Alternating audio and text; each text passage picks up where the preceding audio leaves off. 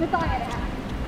Tror jag här. I och med korribolls-EM har vi börjat fundera. Är det faktiskt vettigt att boboll fortfarande är vår nationalsport?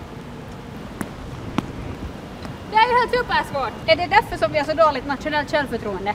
Men är nu sen korriboll egentligen lättare? Vi samlar ihop ett gäng med andra klassister och får iväg med dem och testa.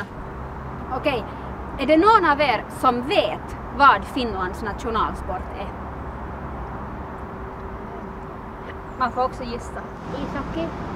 Det är ju det man ska tro. Men det är faktiskt boboll. Känner ni någon som spelar boboll? Ja. Boboll versus korriboll. Utförande tagning 1, 3, 2.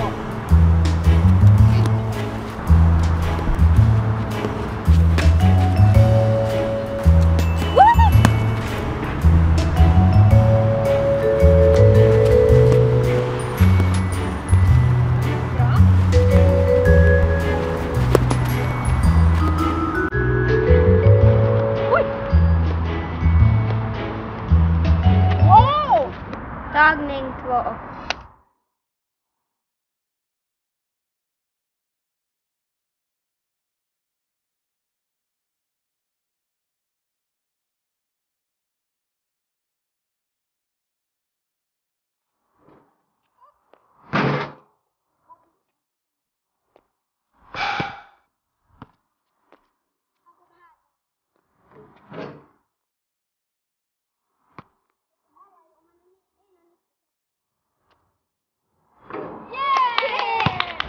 Den som tyckte att korriboll var roligare än boboll får ta ett långt steg framåt.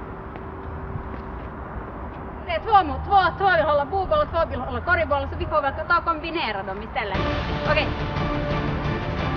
Bra! Jättebra! Det här är roligt.